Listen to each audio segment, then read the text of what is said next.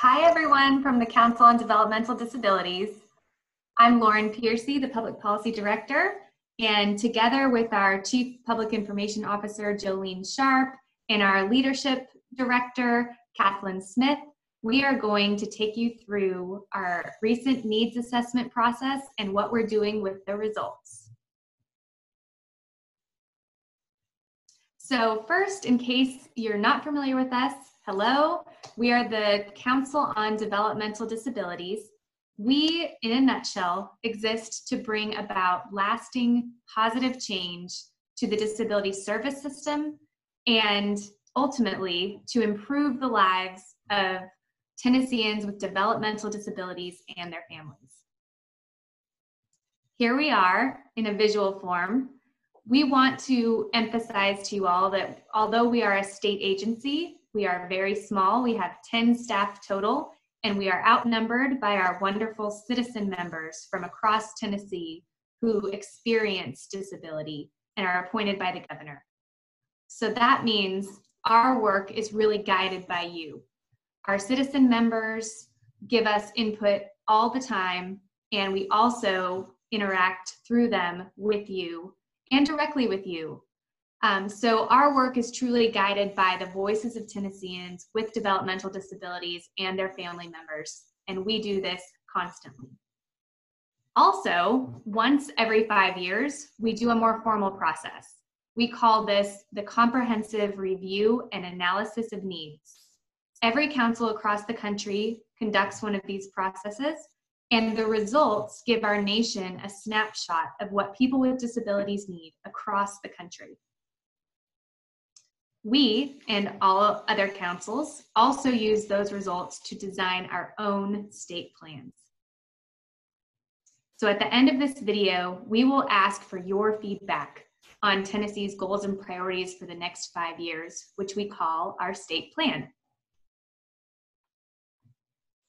Okay, so I am going to walk you through a little bit of an overview of the process we went through to get your input before we even started drafting a new state plan. And then we're going to talk a little bit about what we actually learned through that process, what we heard from you. So 5 years ago, when we did this process, we got a total of 405 responses, which was great. We were very excited about that. And we used that to write the state plan that we've been using to guide our work for the past 5 years. This year, we made a commitment that we really wanted to redouble those efforts and reach even more folks to get an even broader view of the disability community in our state, what your needs are, where the gaps are. So even during the pandemic, we more than doubled our response rate to 885 responses, which we were just thrilled about. That's nearly 900 of you who have provided really important input that we're now using to write a draft state plan. So some of the efforts I'm sure many of you have seen came through our council publications. There's images here on your screen. You can see a Breaking Ground magazine article, some social media graphics. We reached out to a lot of our partner agencies, disability organizations, state agencies that we work closely with who helped us reach their audiences. And we really made some very concerted efforts to reach underrepresented communities. For example, we did some direct outreach to historically Black colleges and universities. Lauren and Kat even did a live radio interview with a radio station out of Fisk University, which was great. We reached some LGBTQ communities.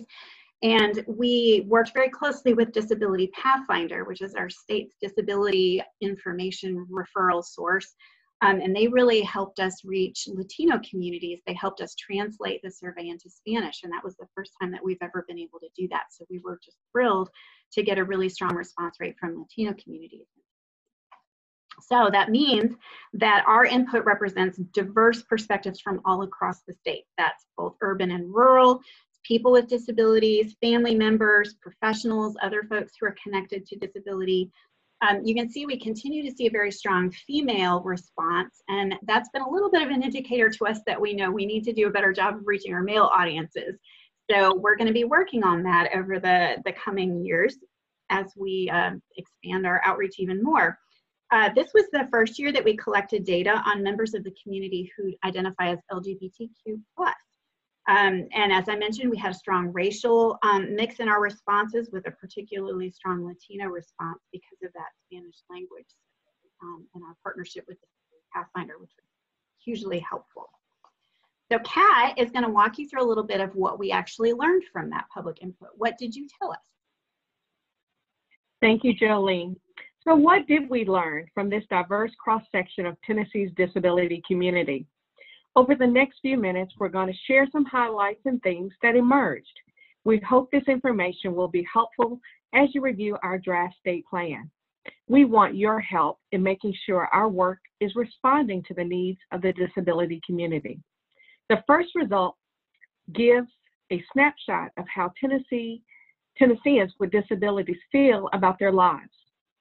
68% of people with a disability who responded said they are living the life they want to live and thought they would live. The natural follow-up is, what do you need to improve your life? This slide shows the top 6 themes that emerged from people's responses. Under each of these categories, people were able to list specific examples. The most common response was more or better services. Some examples people gave included services for the deaf, respite care, assistive technology, Medicaid expansion, and more service providers in rural areas. Some examples people gave for connection and inclusion included support for learning about and building relationships, including dating relationships, and a more inclusive faith community. Examples under employment included help finding a job and help starting a business. Under housing, people said they needed help with home or property repairs, better housing options, and more subsidized housing in safer neighborhoods. Under decision-making assistance, people said they needed help to change family relationships. One especially powerful quote said, "I don't like people to butt in, but I could use help." And under transportation, examples included door-to-door and cross-country services and help with purchasing a vehicle. We wanted to drill down further into which disability services are important to people right now and how well those services are working.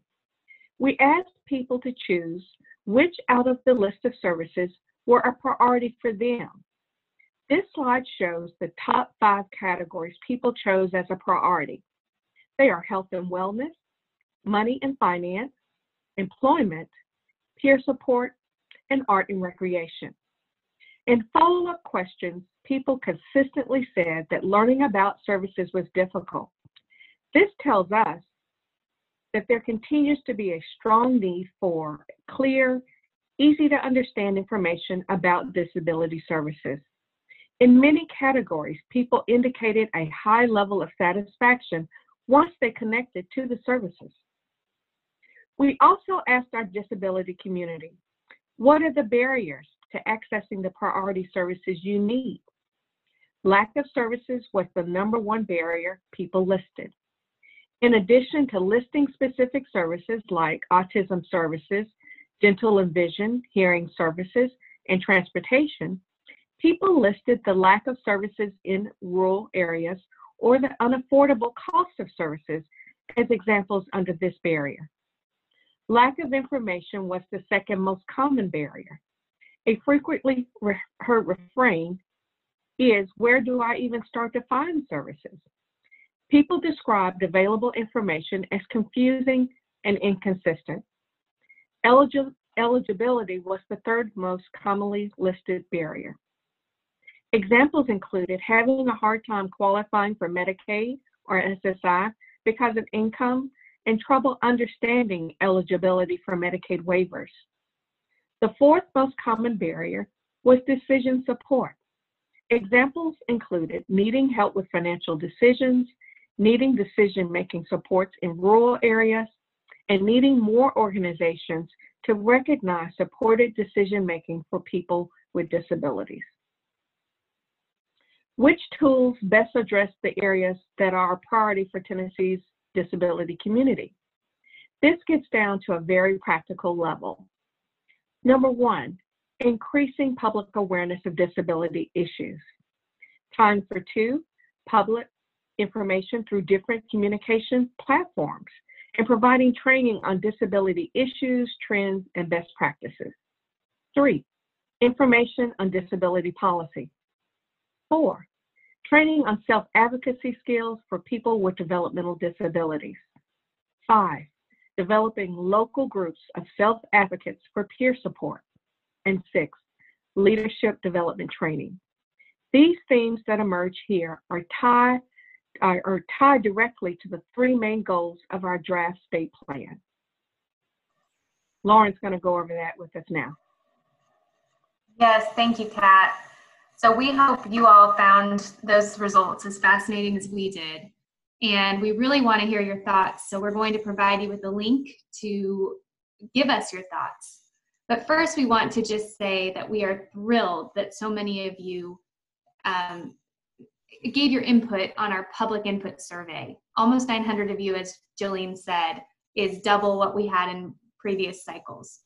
But now we need all of you to make sure that we took the information and we're going to act on it in a way that feels tied to what you told us. So please take a few minutes and review the council's state plan. It's a draft for the 2021 to 2026 cycle. So very quickly, we'll just run through a little bit of what you'll see when you go on that survey. You'll notice that we organize our work in 3 main areas, and each of those areas has a director who leads the work. That's us. We will be using those goal areas to act on what you told us. And as you read more detail of the draft plan, you're going to see objectives and then activities, some examples of activities that would happen under each of those areas. And you'll notice that each of these relate very directly to the tools that our public input survey tells us are most helpful to Tennessee's disability community. You'll have a chance to read through each goal and the objectives and the example activities under it. And then you'll have an opportunity to give us your comments on each of those 3 areas. We'll offer some questions to kind of help get you started thinking about what feedback you want to give, but we really welcome any thoughts you have on that. So, I'm going to, go ahead. As we've emphasized, we rely on your questions and feedback to make sure that we get this right. Public comment will be open on our draft state plan through February the 5th of 2021. Thank you for your time, for being a part of our work. Together, we are making Tennessee a place where people with disabilities thrive through inclusion, self-determination, and independence. Thank you all. Thank you.